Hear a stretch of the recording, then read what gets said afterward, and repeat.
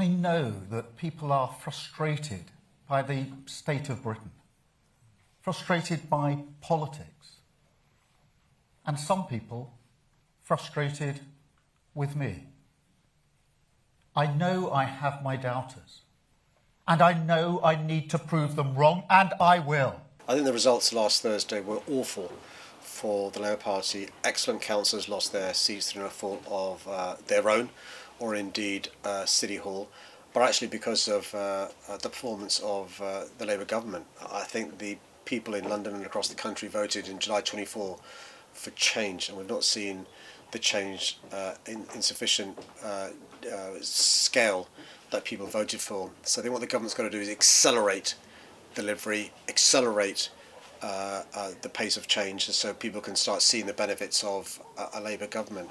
I'm not somebody calling for a change in leadership, but I'm calling for a change in the pace of delivery.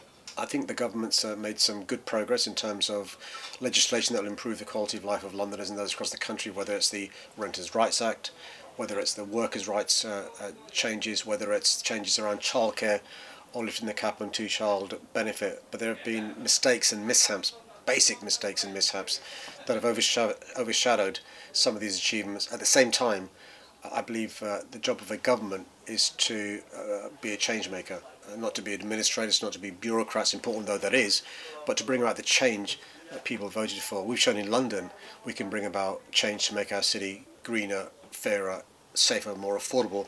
The government needs to do the same in quick time. It's very important that we do reflect on what was a tough set of results, but I'm not going to walk away and plunge the country into chaos. I think the right thing to do is to rebuild and show the path forward. Of course, we face difficult circumstances. We've got a war on two fronts.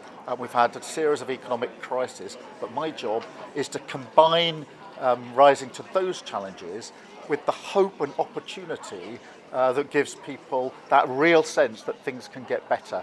That I will do in coming days. Around you, Andy Burnham is an excellent politician. He's been a great mayor. He's somebody who wants to return to Parliament. I think he should be able to do so sooner rather than later. Look, I'm not somebody calling for a change in leadership, but I'm calling for a change in the pace of delivery. The Prime Minister, the Chancellor and other members of the government need to accelerate the pace of delivery.